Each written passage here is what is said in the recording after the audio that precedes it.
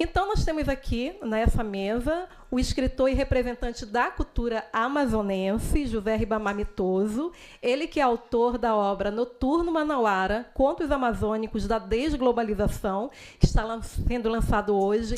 E, bom, vocês dois eles, fazem parte dessa primeira participação artística do Brasil nesse programa de integração cultural, né, da Comunidade dos Países de Língua Portuguesa, a CPLP, que promove, então, esse diálogo artístico da literatura pan-amazônica da América Latina lusófona e da etnomúsica brasileira com a Europa, África e Ásia lusófonas.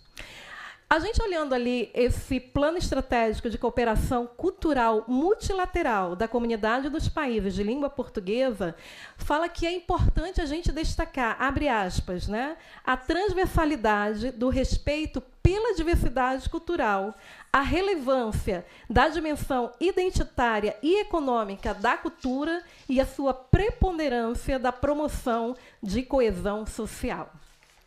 Aqui no Brasil, como vocês viram, nosso embaixador e também diretor do Instituto Guimarães Rosa, esse instituto ele tem como meta promover a cultura brasileira no exterior, implementando acordos internacionais no âmbito das relações culturais e educacionais e coordenando também a participação do governo brasileiro em organismos e reuniões internacionais que são relativos a temas multilaterais culturais, educacionais e de promoção da língua portuguesa. Isso é fundamental. Bom, o professor José Ribamar Mitoso, ele é autor dessa obra, Noturno Manauara, Outros Contos Amazônicos na Desglobalização.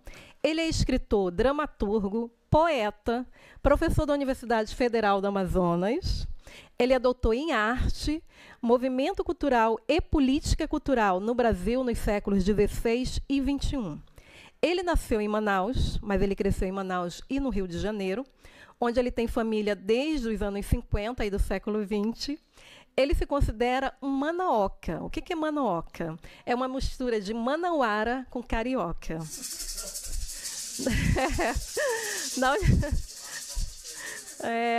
Na Universidade Federal do Amazonas, ele cursou filosofia, jornalismo e direito. Ele começou a escrever por incentivo do pai, que era jornalista e cronista. Ele publicou sua primeira crônica aos 18 anos, no Jornal do Comércio, e não parou mais de escrever peças de teatro, contos, novelas, poemas, crônicas e ensaios livres. O José Ribamar Mitoso também ele é inventor da estética do teatro mito-ritualístico do indígena na cidade e no presente.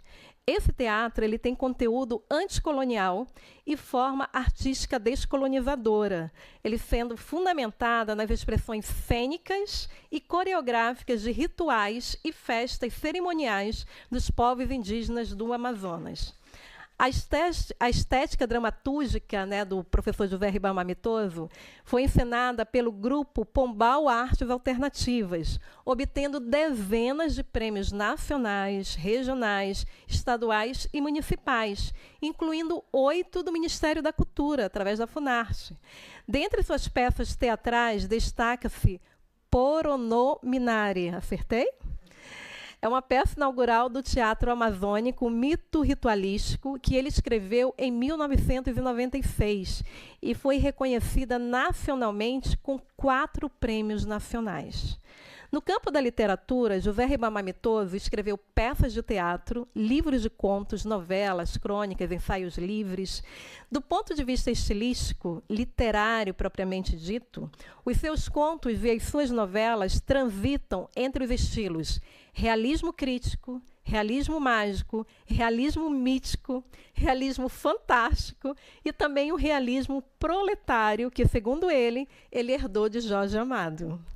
Do ponto de vista do conteúdo, José Ribamar Mitoso ele traz para a literatura de ficção o tema da globalização, destacando o choque cultural entre o padrão cultural da globalização que entrou na Amazônia nos anos 90 e a reação amazônica das populações originárias e tradicionais contra este padrão colonialista. De acordo, então, com o professor, a visão de mundo das vozes dos narradores de seus contos e novelas é amazônica, anticolonial, também desglobalizante, ancestral, originária, popular e também satírica.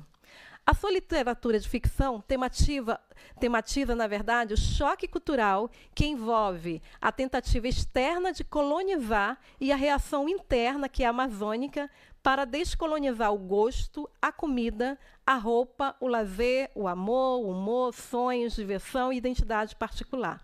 Nessa obra, Noturno Manauara, Outros Contos Amazônicos na Desglobalização, o autor José Ribamar Mitoso traz contos e 2 novelas que, segundo ele, expressam ficcionalmente o contexto sociocultural, a trajetória existencial e a estética estilístico-literária. Professor José Ribamar Mitoso, queremos agradecer aqui sua presença conosco e também é um privilégio tê-lo conosco. E aí, olhando aí toda essa sua trajetória, o senhor aí que vem trilhando nessa defesa aí da cultura amazônica, como é que o senhor vai analisar, né, essa importância da sua trajetória e também as suas obras que são destaques nessa primeira participação artística do Brasil, né, nesse programa de integração cultural da comunidade dos países da língua portuguesa? Como é que o senhor vê essa trajetória? Tá? E qual a importância disso? E também, como é que o senhor analisa esse reconhecimento diante de um mundo onde as tecnologias também criam um cenário digital, possibilitando, então, a divulgação da cultura amazônica para todos os países? Já começo com essas questões para que ele já introduza a fala que ele trouxe. Professor. Estamos aqui fazendo história. Seja porque estamos vivendo o primeiro diálogo artístico entre a Panamazônia latino-americana lusófona e a etnomúsica brasileira, com a África, com a Ásia e com a Europa lusófonas, ou seja porque esta é a primeira participação artística brasileira no Programa de Integração Cultural Digital dos países de língua portuguesa. Seja como for, nós estamos aqui fazendo história. Mas eu vim aqui falar de arte, de diálogo estético-cultural, através da arte, das fusões de gênero e, evidentemente, do meu modesto livro de contos, Noturno Manauara, Contos Amazônicos na Desglobalização. Vim falar sobre o cômico, o trágico, o épico, o lírico, o vil, o sublime, o mágico, o fantástico, o sagrado, o profano, o belo, o feio, o grotesco, o terror e o terrir. Vim falar, por exemplo, da fusão do sublime com o vil, que gerou o trágico na obra teatral clássica de Ésquilo. Da fusão do vil com o profano, que gerou o belo grotesco na poesia do poeta brasileiro Augusto dos Anjos. Da fusão do profano com o cômico, que gerou o belo vil irônico na dramaturgia de Nelson Rodrigues. Da fusão do mágico com o satírico, que gerou o belo cômico fantástico da belíssima teledramaturgia de Dias Gomes. Da fusão do cômico com o terror, que gerou a impagável e hilariante terrir da série televisiva A Família Addams.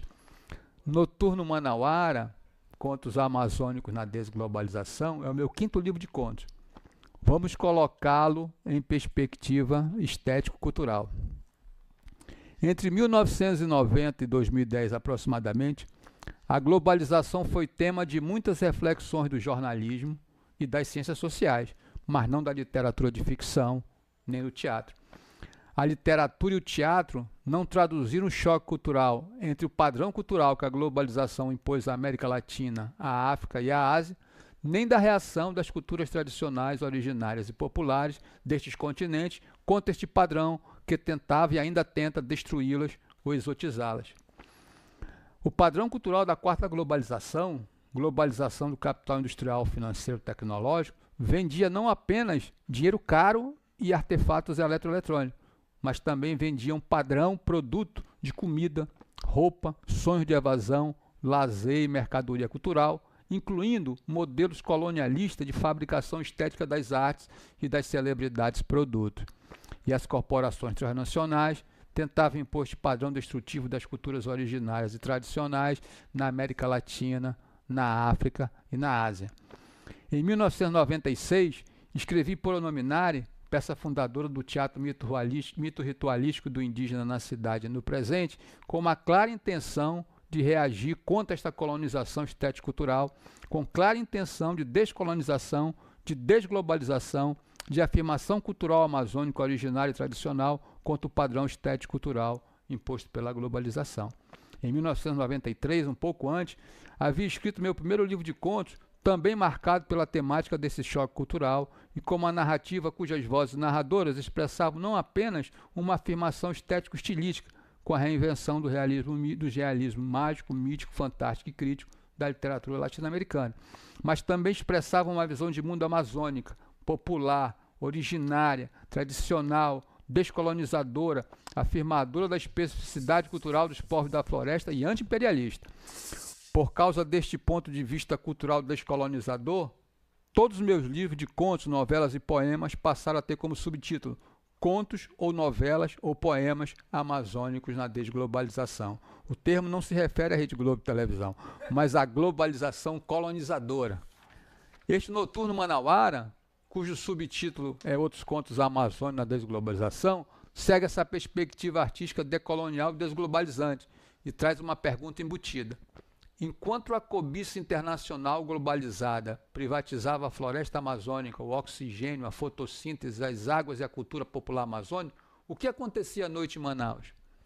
Todos os contos narram situações que aconteceram à noite em Manaus, daí o título Noturno Manauara. É importante frisar que meu teatro, minha poesia, minhas novelas e, sobretudo, meus contos não se limitam a este tema da globalização e a esta visão de mundo amazônico anticolonial e desglobalizante. Minha arte não se limita ao conteúdo.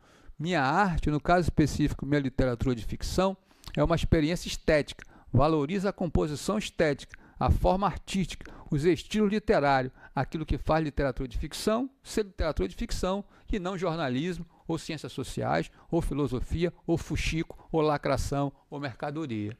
Para expressar a conjuntura do século XXI, tentei reinventar vários estilos literários do século XX, adequados a cada conto. Os estilos estão distribuídos em vários contos. As leitoras e os leitores encontrarão contos no estilo do realismo mágico, do realismo mítico, do realismo crítico, ou do realismo fantástico, ou mesmo do realismo proletário, que herdei de Jorge Amado.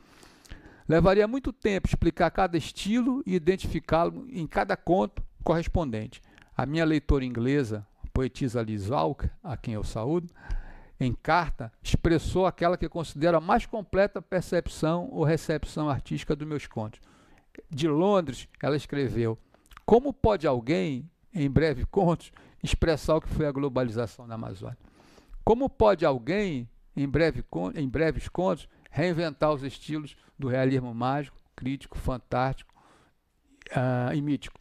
Esta carta foi publicada no portal de notícias Correio da Amazônia. De todo modo, e para não incomodar vossas paciências, lerei em seguida apenas um conto, A Leitora Globalizada, escrito no estilo realista crítico satírico, priorizando o diálogo direto como figura de linguagem narrativa, ausentando tanto quanto possível a voz narradora e colocando as personagens para narrar e expressar a ação dramática. Este conto revela a colonização cultural do gosto artístico pelo padrão cultural da globalização. Esse padrão substituiu o valor literário, estilístico, artístico, estético pelo valor de mercado e pela visibilidade midiática. Boa literatura passou a ser aquela que tem um marketing eficiente que ele coloca na grande mídia e não aquela que valoriza a composição artístico-estilística. Claro que a literatura de arte, em algumas exceções, alcançou a grande mídia. Mas, repito, como exceção, e eu estou falando de padrão cultural geral, hegemônico, e não das honrosas exceções. Este conto, ao narrar a colonização do gosto artístico, expressa também a colonização do saber, do sabor, da alimentação, da roupa, da forma de amar, dos ritos sexuais, do lazer, da diversão, dos sonhos de evasão. Outros contos do Noturno Manauara tratam desses outros temas, mas creio que lendo contos sobre a colonização do gosto literário, alcanço e expresso a colonização de outros aspectos da vida amazônica.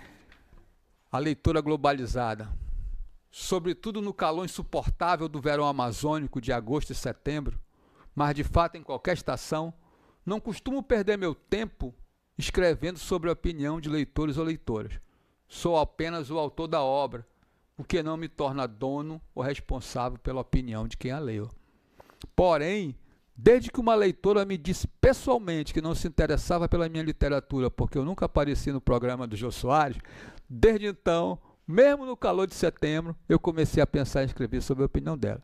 Nessa noite que ela revelou isto, o poeta Max Caracol estava ao meu lado e riu junto comigo. Pensamos que era brincadeira, mas não era. A leitora disse isso, torceu o nariz, entrou no seu carro importado e partiu. Fui criado por duas mães e nunca apanhei de nenhuma delas. Este trauma de infância eu não tenho. Então, se quisesse, poderia escrever tranquilamente sobre a leitora, sem o risco de ser confundido com algum ator que talvez tenha apanhado da mãe, ficou traumatizado e virou machista. Não é este o meu caso. As mulheres quase sempre foram generosas comigo e também eu já havia decidido não escrever nada, respeitar a opinião da leitora. O mundo é assim mesmo e este é o jeito dela e essa é a opinião dela. Mas 2 semanas depois eu a encontrei novamente e ela repetiu a história do Jô Soares. Então eu já não posso deixar de escrever. É a vida pedindo para ser escrita e nesse caso é melhor respeitar a escolha do destino. Nessa segunda vez, ela me encontrou novamente à noite em um supermercado e quando me viu não se conteve. O senhor de novo? Eu respondi, oi mana, a senhora está bem, querido? Não sou nem sua leitora, quanto mais sua irmã. Já tentou marcar uma entrevista no programa do Jô Soares? Eu só desejo saber se a senhora está bem, está? Estou ótima.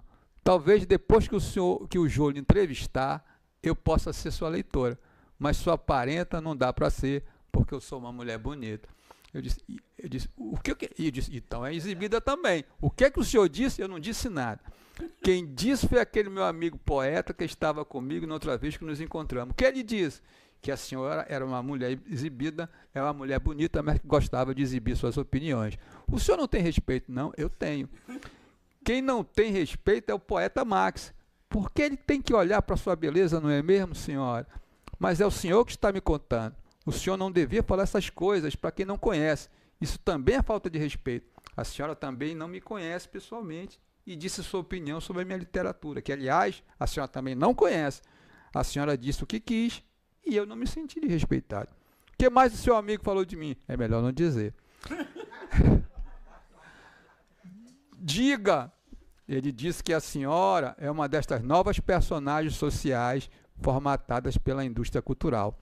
Embora rica e bonita, a senhora teve o gosto artístico deformado para consumir o produto e não a arte.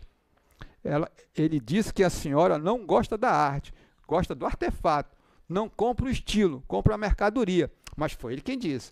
Ele nem conhece a senhora, como pode supor uma coisa dessa? Não ligue para isso não. O senhor também pensa assim? Eu? Quem sou eu, senhora? Eu não penso nada e foi a senhora que pediu para eu contar o que o meu amigo falou. Nem devia ter contado. Eu acho que é o senhor que pensa isso de mim e está colocando a culpa no seu amigo. Que é isso, senhora? De jeito nenhum. O Max é assim mesmo. E a senhora foi dizer que a obra dele não lhe interessava, porque ele nunca foi entrevistado pelo Jô Soares, então ele se deu o direito de formar uma opinião sobre a senhora. Mas eu não falei para ele, eu falei para o senhor, falei da sua obra. Pois é, mas ele é muito meu amigo e também é escritor e também nunca foi entrevistado pelo Jô Soares. O que a senhora disse para mim serviu para ele. A senhora não acha? O senhor já ganhou algum prêmio? Muitos, mas não prêmios concedidos por grandes editores. Ganhei prêmios disputados em editais públicos, não pertenço a nenhuma confraria. E o Max? O Max detesta condecorações. Ele afirma que prêmio é um selo de qualidade que as editoras concedem aos escritores que trabalham para elas com a finalidade de agregar valor ao produto. É um carimbo, segundo ele, uma forma dissimulada de propaganda. O Max é terrível. E ele diz que tem muito leitor que acredita em propaganda enganosa, porque, na verdade, é mais consumidor do que leitor. A senhora concorda com ele? Eu acho que o senhor está querendo dizer que eu sou uma leitora de mau gosto, iludida pela propaganda enganosa, mas não tem coragem de estar colocando a culpa no seu amigo. Que é isso, senhora? Não há culpa em emitir opiniões. A senhora disse o motivo pelo qual minha obra não lhe interessava. Não é uma opinião? A senhora não expressou? Que mal há nisso? Se eu fosse o autor de opiniões geniais como a do Marx, por que eu não haveria de assumi-las como minhas? Por que então essa sua cara de sem vergonha? Que cara, eu sou feio assim mesmo. Cara de ironia, como se estivesse mentindo, colocando a culpa no seu amigo. Não estou mentindo, por que eu faria isso?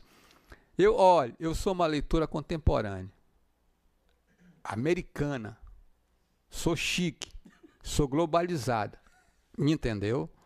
O senhor acha que a sua opinião ou a do seu amigo vai mudar o que eu penso? Eu leio em tablet, smartphone, celular, compreendeu?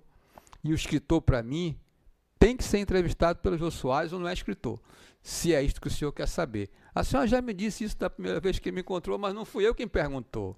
Esqueça, a fila está demorando nesse supermercado, não é verdade? Tem somente um caixa. Pode isso em um supermercado francês desse tamanho? Na televisão, eles dizem que o atendimento é de primeira. Propaganda enganosa. Lá vem o senhor de novo. Vai começar de novo? Que é isso? De modo algum. Eu estou falando supermercado. Acho que eu não vou esperar essa fila. Nem vou pedir para ser entrevistado no programa do Jô Soares. Azar o seu. Vai continuar sem esta leitura. Eu estou brincando, talvez eu peça. Diga ao Max que eu mando lembrança. Ele vai gostar. Uma mulher, queridas, mesmo equivocada, mesmo agressiva como esta leitora americana, continua sendo uma mulher e precisa ser desarmada com elegância. Sou daqueles que acreditam que o homem se enfraquece quando pensa como homem e que a mulher se enfraquece quando pensa como mulher. Acredito que ambos se fortalecem e aprendem a se respeitar quando ambos pensam e se tratam como seres humanos. Não preciso da opinião dela para ser escritor, nem ela precisa da minha opinião para ser leitora. Não sou daqueles escritores que frequentam programa televisivo. Nem afirmo minha condição de escritor amazônico, divulgando releases com fotos emolduradas na Palmeiras, na piscina do luxuoso Tropical Hotel, com o crepúsculo no Rio Negro ao fundo. Eu sou discreto e tímido, somente. Moro dentro da floresta e a vivo por dentro. Sou também acostumado a banhar-me nas águas do Rio Negro. Os animais florestais e aquáticos me conhecem. Jamais fui atacado, nem na mata, nem na água. Talvez a floresta e o Rio Negro conheçam os seus filhos. É uma possibilidade. Isto, porém, não me garante nenhuma vantagem como escritor. Pelo contrário, quem deseja ler uma literatura indígena, cabocla, popular e proletária como a minha? Lembro que da primeira vez que eu e Max Caracol encontramos a leitora, ele me disse que tudo nela era importado, como o carro. E daí? O que importa? E se era importado? O que importa? Tolice, fetiche. O centro comercial da Zona Franca de Manaus vende todo tipo de produtos importados. Se o carro dela é importado, o que me importa? Mas também, se qualquer outro fato dela é importado, o que me importa? Ela própria diz que era uma leitura pop cult, internacionalizada, globalizada e certamente deve ser globalizada em tudo. É uma mulher de opinião firme. Por que seria globalizada como leitora e não seria em outros aspectos? Não ser o motivo de retornar ao início. Essas coisas são assim, e a literatura também. Espero que ela e o Max, meu amigo poeta, nunca se encontrem. Ela vai saber que a opinião é minha, mas ela entendeu. Ambos entendemos. Né? É isso, queridos.